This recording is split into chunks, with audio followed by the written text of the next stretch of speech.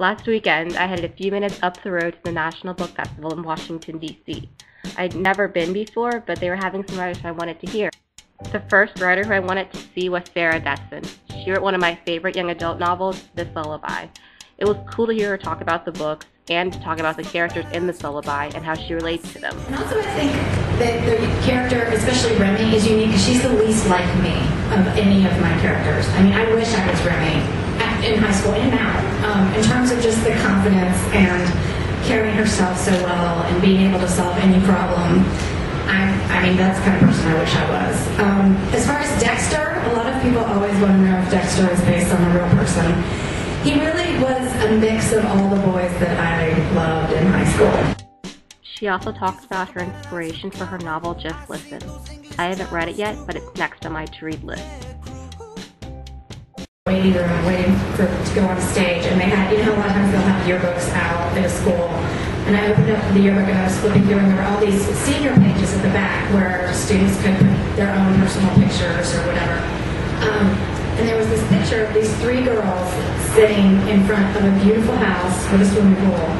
Beautiful girls, obviously sisters. And I just remember looking at that picture and thinking, their lives must just be so perfect.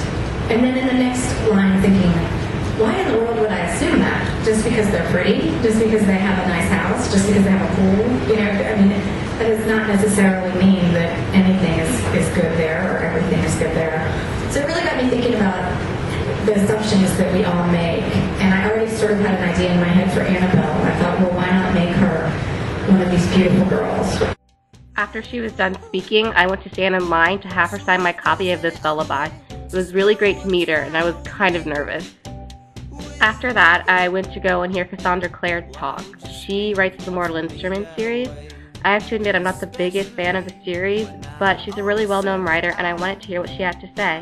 Everyone in the audience was treated to a reading from The Clockwork Prince, her new book that hasn't even come out yet. Thick, muffling sound and sight. Where it parted, William Herondale could see the street rising ahead of him, slick and wet and black with rain, and he could hear the voices of the dead.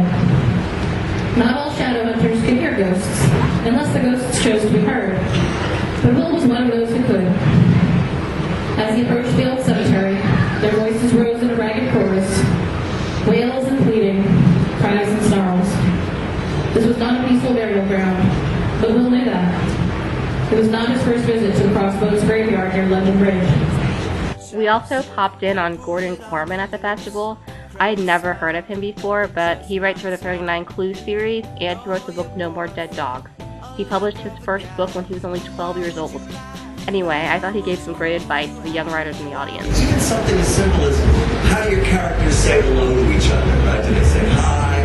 Do they say, yo? Do they say, what's up? Do they say, how you doing? How are you? I went to high school with a kid for 4 years. He never once used the word hello. He always used to say, greetings. Exactly like that. You know, the phone would ring, hello, brief pause, greetings.